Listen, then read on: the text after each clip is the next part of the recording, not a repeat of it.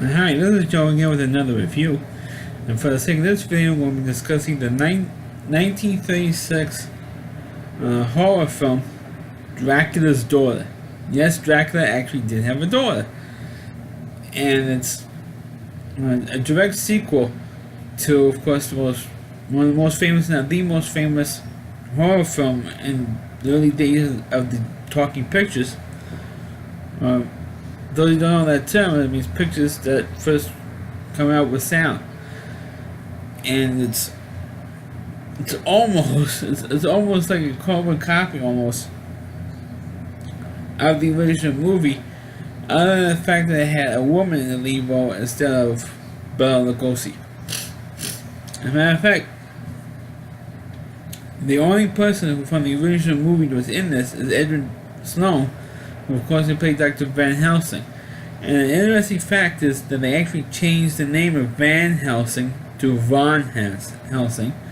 There's no explanation why that was done, but they switched the name. Instead of Van Helsing, which is the original name, it was Von Helsing, and it's just right. I mean, they just changed the vowel in his name. That's it.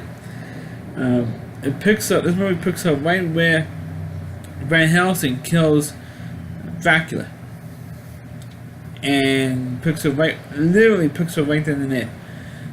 And of course, Van Helsing is actually arrested right immediately, and was taken to police custody and to Scotland Yard actually. And he tells the story that Dracula's already been dead for 500 years already, and he just destroyed him because he was a vampire. And then, of course, you have the cynical police officers who don't believe in superstitions and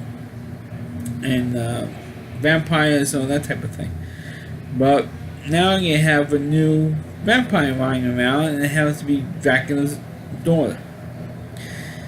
And now she's running around, and at first he's trying to stop the urges of her killing people.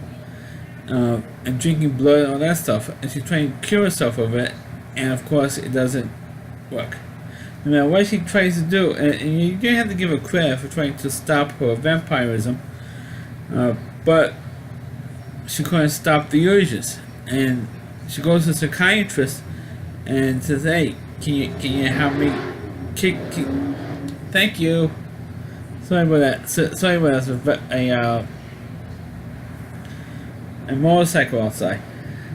So she goes to the psychiatrist to help her, and at first the psychiatrist, who has a cynical mind, doesn't believe this at first, and then he sees her in action because the body count is starting to add up, and of course that's when they figure out, hey, this girl's not putting on an act. She actually is a vampire. Of course, at the end, instead of trying to stake through her heart, she gets killed by an arrow, with an old bow and arrow, and she gets shot, and of course dies at the end of the movie.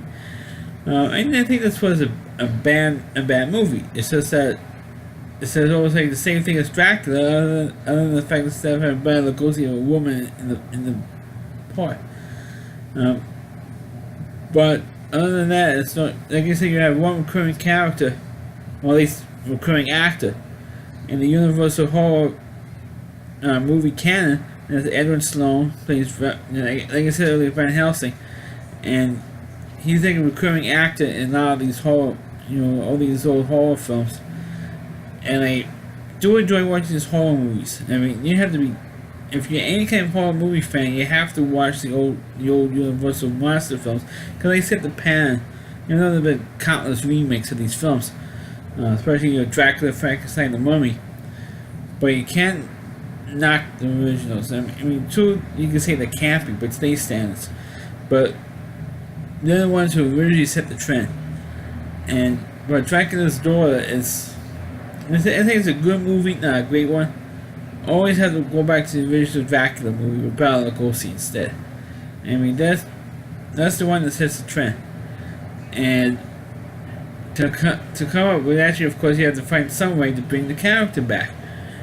And he did with Dracula's Daughter. Of course, during the the late 30s into the 40s, when Universal started to recycle out the old monster films, they brought back Dracula a bunch of times.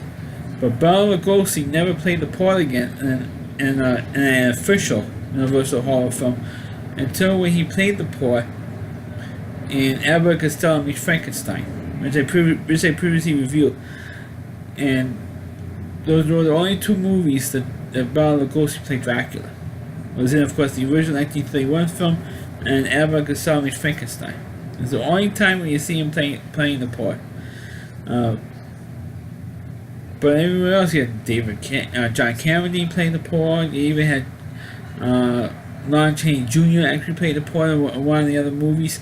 It's, but Bela Lugosi is the original. He's the best.